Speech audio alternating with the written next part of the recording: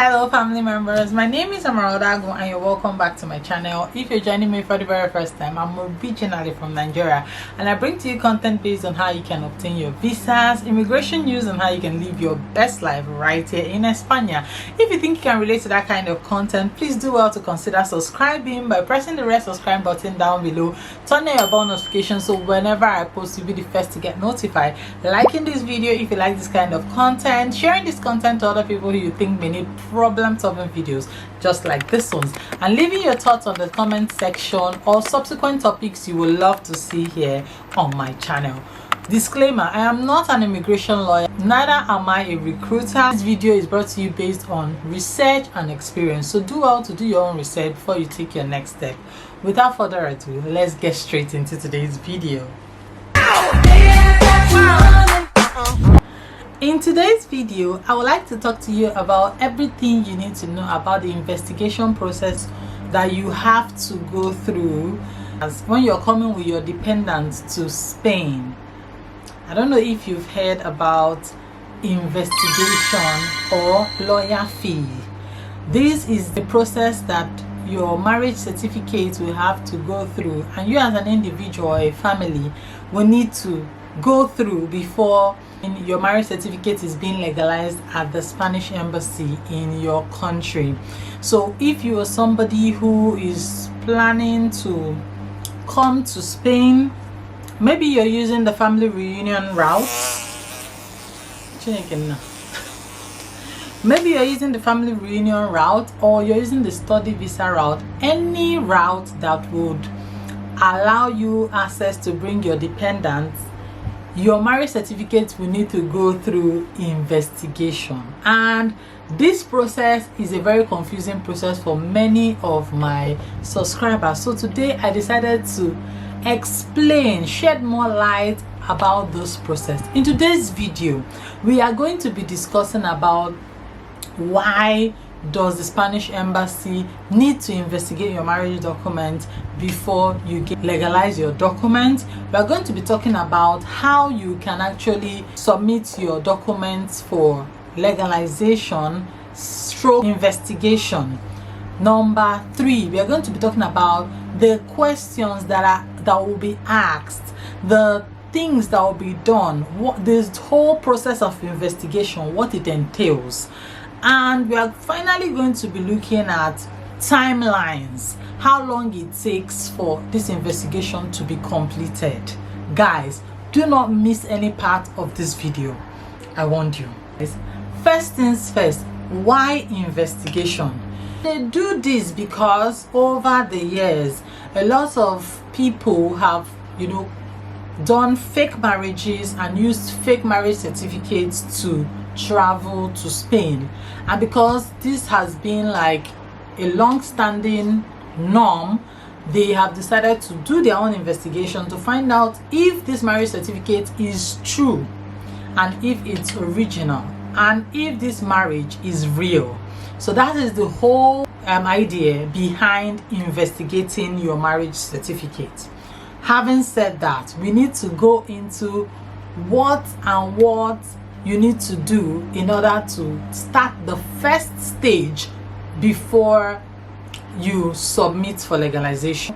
Anybody who would like to come for study with family has to understand that you must submit your marriage certificate for legalization, and you need to do some certain things which I will be mentioning right about now. The first thing you need to do to your marriage certificate is you need to find your marriage certificate and go to the marriage registry where that marriage certificate was gotten from. So this depends. You might be in Nigeria and you are in the eastern part of Nigeria. You go back there, that particular registry where the marriage certificate was issued to you. When you get there, you'll be making a photocopy. This photocopy has to be clear because this will be standing as your original marriage certificate. Usually, no government organization or even consulate is meant to sign or stamp on your original marriage certificate, as you have been issued one original copy and that copy is yours to keep. You cannot mutilate it by signing or stamping on it. So you need to get a good, clear photocopy of that original marriage certificate. Then you get to the registry, tell them you want an original true copy. Basically, what the original true copy is a stamp and a signature. So a stamp that carries original true copy, I'll be posting what that looks like on this video. A signature will be appended and it will be dated. So you're going to be paying for it. I don't know how much this will cost. I think this will depend on the states you got your marriage certificate from. So moving on, now you have gotten your original true copy. You are going to attach the original certificate and this original true copy certificate, making a photocopy of the original true copy certificate. Do you understand? Remember that original true copy certificate is already a photocopy, but you need to make another photocopy. All right, you'll be going to the Ministry of Foreign Affairs. This ministry is the ministry that has the authority to legalize documents that are issued in Nigeria. This ministry, they need to cite your original marriage certificate before they can stamp on your original true copy marriage certificate. So once they do that, you know that the document is ready now for legalization. Immediately, the date that will be issued you will not be a near date. Usually it takes like maybe 3 weeks, 1 month, as the case may be. So sometimes I used to advise that you book the appointment even before you go to the marriage registry to get the original true copy documents, because of the time or the long wait time they usually give before you get an appointment.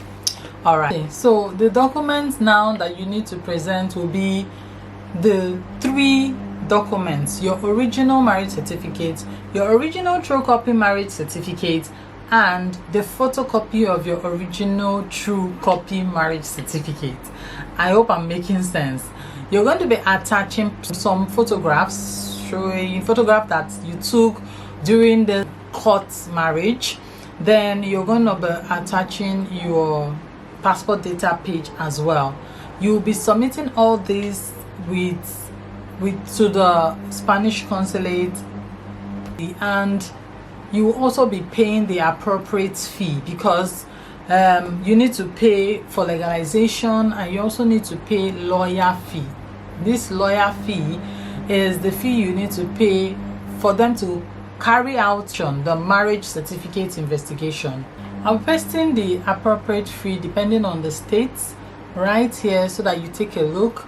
Then going on further, once you make this payment, and then they usually give a teller and the embassy for you to go make payments at the nearest Zenith bank close to that embassy, still on the same street. But yeah, that's how you make your payment. So now going to the business of today, which is what questions should I be looking out for? How does this investigation, in quotes, is it? What does it entail? Should I wait for a visitation from the embassy, or will the embassy just call me?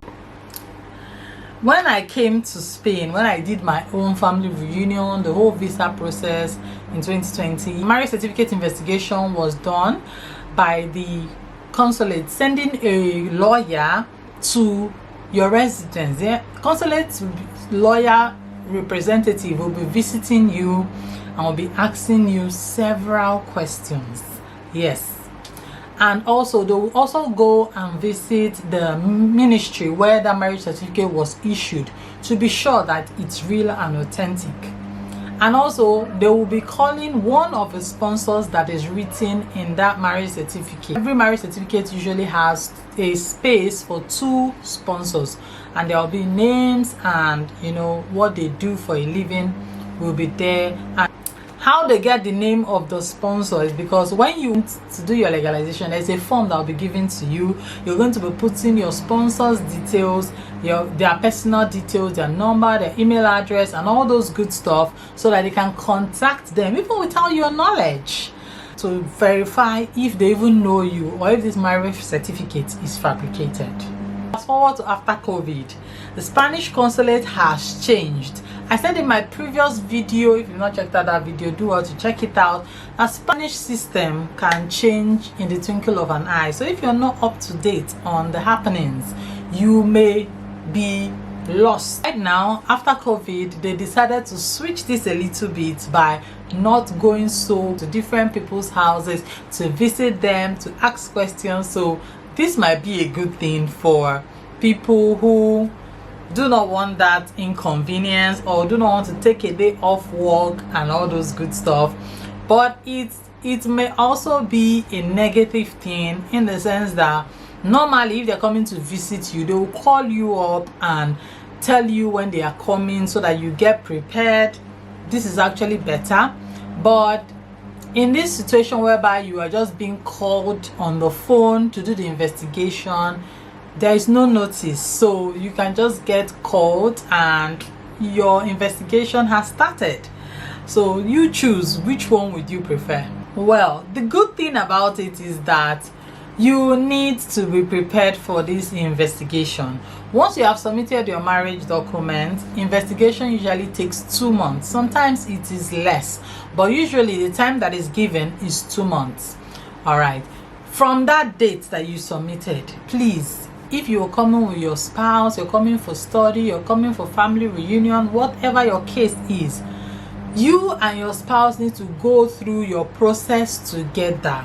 I know some people do not pay attention to details. Some of the spouses are less concerned. One person is carrying the whole, process, and the other person is just a bystander, barely knows what is happening. That should not be your case, because if that is your case and you fail this investigation, your marriage certificate will definitely be tossed out. So you need to take this process very seriously.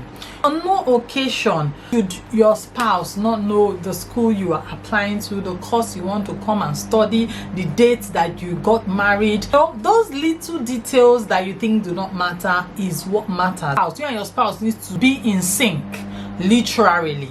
All right, so after that, the thing that I would like to tell you about questions that are being asked, they will call you up and definitely confirm if you are the person that owns the marriage certificate they have, because they will have your marriage certificate with them and they'll be taking notes.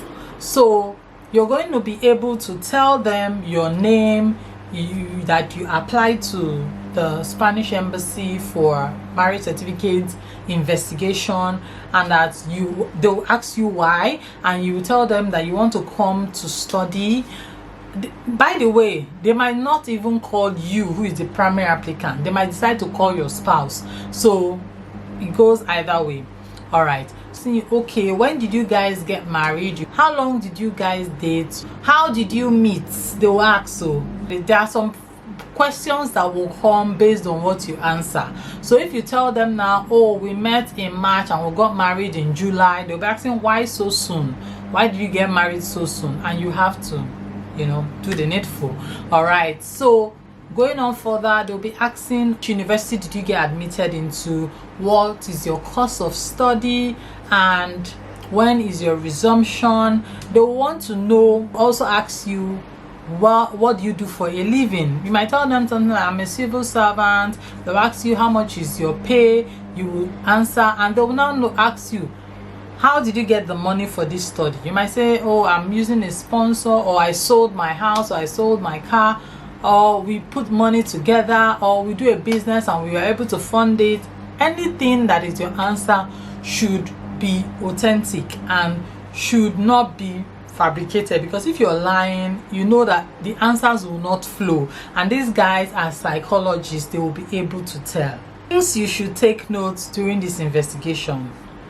Try your possible best to answer the questions fast, and answer these questions without pausing, and answer this question without making movement, like you're going somewhere, like you're closing a door, like you are asking somebody a question. Let them not hear any side comments beside you. Maybe you're asking your spouse, you know, some questions and they hear it. It does not look like you are ready for the investigation and that you know what you are saying.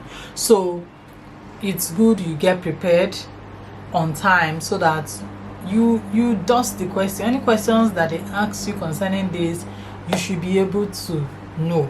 I know a lot of people go through anxiety, and even the things they know before, they are not able to really answer it just because they are scared that, oh my god, I don't want to fail at this. But do not worry, just keep your calm and answer the questions as they ask you, like a pro that I know you are. So after that, they will tell you, they will call you up once the marriage certificate is ready, and that is it for your legalization and investigation of marriage certificate. I want to believe that I've explained to one person or a whole village how you can prepare yourself better to authenticate, legalize, and also prepare yourself for the investigation that goes alongside with this process. So thank you very much for joining me on today's video. Remember, I work with an authorized Spanish translator, and your marriage certificate must be translated before you complete this process. So do well to reach out to me using my details on this video, and see you on my next one. Till then, hasta luego.